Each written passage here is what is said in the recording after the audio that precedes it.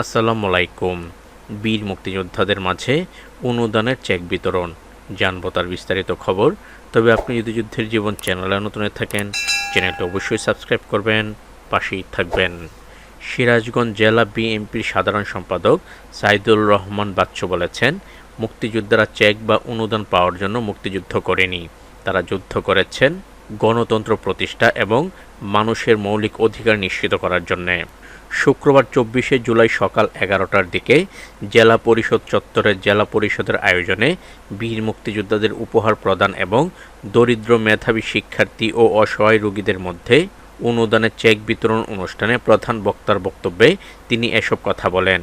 জিয়াউর রহমানের প্রসঙ্গ তুলে তিনি বলেন, স্বাধীনতার ঘোষক ও সাবেক রাষ্ট্রপতি জিয়াউর রহমানের প্রতি অন্যায় করা হলেও সে সময় অনেক মুক্তিযোদ্ধা নীরব ছিলেন। তার পরিবারকে বাড়ি থেকে উচ্ছেদ করা হলেও মুক্তিযোদ্ধাদের পক্ষ থেকে তেমন কোনো প্রতিবাদ দেখা যায়নি। জুলাইয়ের কোটা আন্দোলনের প্রসঙ্গে বিএনপির এই নেতা বলেন, আমরা বিএনপি 17 বছর কত আন্দোলন করেছি, সংগ্রাম করেছি।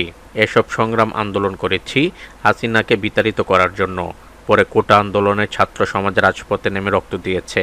সেই আত্মত্যাগের কারণেই আন্দোলন সফল হয়েছে এবং হাসিনা সরকারের পতন ঘটেছে।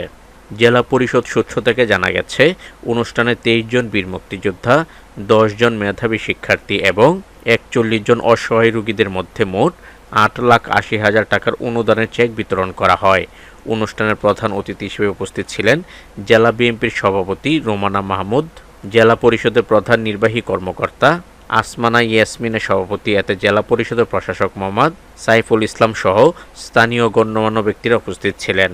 তো আজ এ পর্যন্তই, দেখা হবে অন্য এক নতুন ভিডিওতে। ততক্ষণ পর্যন্ত সবাই ভালো থাকবেন, সুস্থ থাকবেন। আল্লাহ হাফেজ।